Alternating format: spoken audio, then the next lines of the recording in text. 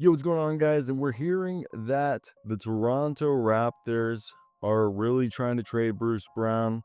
Obviously, we heard the facilitator news that they are dangling him and telling the Miami Heat, and I assume whatever teams the Miami Heat are discussing with that Bruce Brown, his $23 million expiring contract is up for grabs, and they would love to be facilitators, writes Mr. Jake Fischer of the Marc Stein line, aka the People's Insider.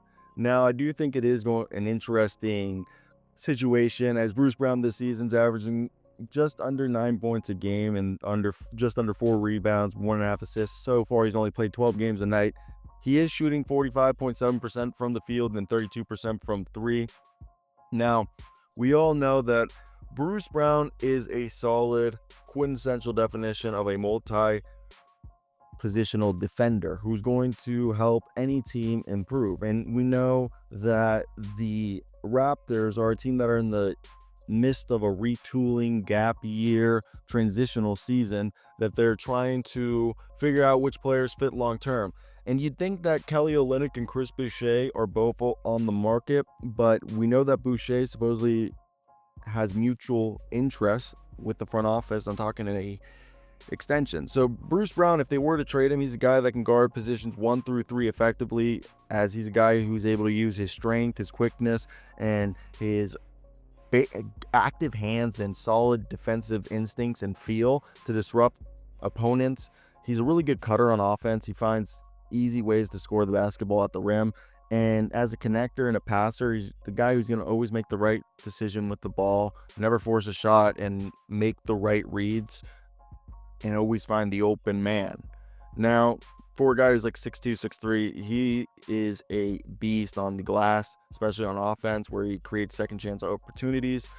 He's about a league average, just below league average three-point shot. It can sometimes be inconsistent, but he is a guy who can help space-dependent lineups. Now, I think at 6'4", maybe 6'3", he does a good job of guarding bigger wings and forwards. He does have a long wingspan. So for a team like, obviously, the Miami Heat, he's going to give defensive versatility and high energy play and the ability to contribute in multiple areas, as he is a very, very solid player for any team that is looking to raise their ceiling. Now, I think a team like Miami would have interest in him.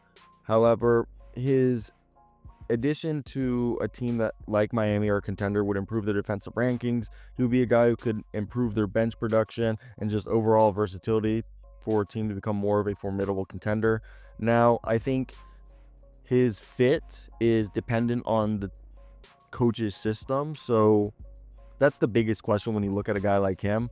But that's where I want to hear your guys' thoughts. What do you guys think of Bruce Brown? And if you're the Raptors, what are you trying to get for him? I really think at this point, Bruce Brown seems like a guy that he would more likely benefit from being on a team like the Heat, or I don't even think there's another team that would use him as well. Maybe the Lakers and the Denver Nuggets are the only two that we could like realistically vouch that be like, oh, they'd be that good at utilizing him. But yeah, I want to hear you guys' thoughts on that one. The rest of this video will be what we talked about Bruce Brown in the Heat video. So if you want to listen to that, that's what's going to come up right now. Further reporting from Jake Fischer all should be in the link in the description if you want to read the article. Hope you guys did enjoy. Just check out the rest of the video. Now, we know that the Raptors have made it known that they would like to be facilitators amongst all the trades talks that are happening across the league. However, Toronto has made it clear that they would like to get involved in a multi-team deal for Jimmy Butler. Obviously not to get Butler, but they're reportedly offering teams in other trade talks and in the Butler talks Bruce Brown in his expiring $23 million contract, as Toronto is not going to retain him after this season, and he is an attractive trade asset as he goes a long way towards matching salary in what is a likely complicated Butler deal. The veteran is supposedly interested in playing Miami, and the Miami Heat are interested in acquiring Bruce Brown, as he played in Miami for college at the University of Miami, as well as he fits their gritty, multi-positional players, as he's a double-digit scorer when used correctly, who can be a passer as a connector, a guy who guards every single position, and really fits any role you need him, a guard, a wing, a forward.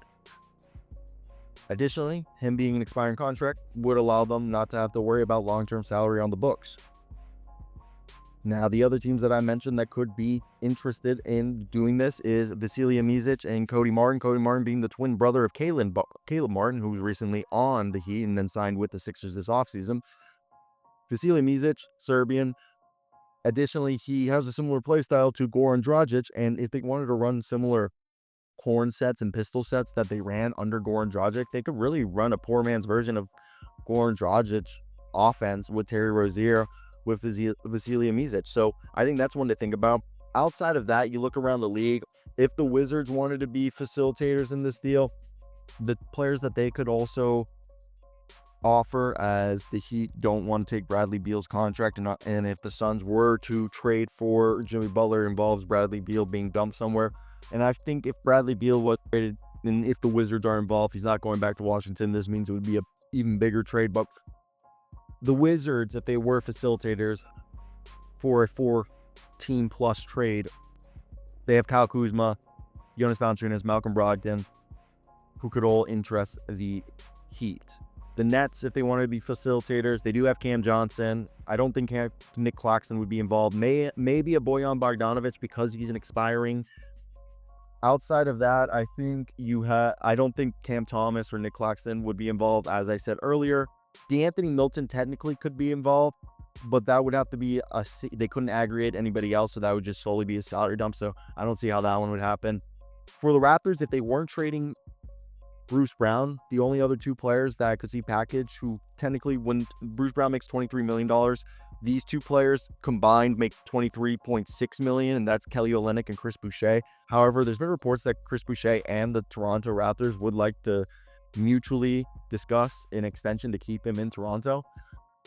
Now, the idea of the Portland Trailblazers, Matisse Thybulle, or I don't think Jeremy Grant would be. Jeremy Grant hasn't been that great, and the contract's so bad. Matisse Thybulle, Jeremy Grant, Robert Williams, I just don't see any of that being enticing. Maybe Matisse, but there's so many question marks with all those guys. Same thing goes with New Orleans. I don't think Brandon Ingram or CJ McCollum or Zion's getting involved, and they don't really have salaries to move outside of that. The Spurs, if you look at the rest of the teams, I think the Spurs are the only players that they offer outside of Zach Collins is like Charles Bassey, Malachi Brannan, and Blake Wesley. So when you look there, and I don't think the Rockets would get involved as a facilitator, even though they have Steven Adams, Jayshawn Tate, and Jeff Green and Jock Landale, who could be contracts that they would seemingly be open to move. We've heard Clint Capella if the Hawks want to be facilitators, but again, that we're talking about this becoming a 3, 4, 5-team trade because the Heat don't want Bradley Beal. We're all under the assumption that Jimmy Butler goes to the Suns, so somebody's got to take Bradley Beal, and then they give up all these assets to the Heat, so it becomes this whole juxtaposition that you're trying to figure out and deal with that. So that becomes the big hurdle that you're trying to get over. If we want to talk about rationally, I think the easiest trade to do is Bradley Beal and Alec Burks to the Bucks. Bucks send Pat Connaughton, Bobby Portis, and Josh Richardson from the Heat to the Raptors. Raptors send Bruce Brown to the Heat. Chris Middleton and Marjon Beauchamp go to the Heat, and the Suns walk away with Jimmy Butler. You guys can figure out all the trade assets or the draft assets that you want to keep in there as trade sweeteners. But yeah, that would be the easiest trade that you could do. I know the reports coming from Chris Haynes. I know if somebody's typing right now, Chris Haynes said that the Bradley Beal trade reports have no validity to them. I understand that. And we found that out after we reported, or that was released after we reported the initial report. So I get that. But yeah, I think the easiest thing that's the easiest trade on paper. But I want to hear your guys' thoughts. Obviously, that has Bradley Beal waiving his trade clause. But yeah, let me hear your thoughts about what you think the Heat want to give up. So that's basically going to be it from me. Like, comment, and subscribe.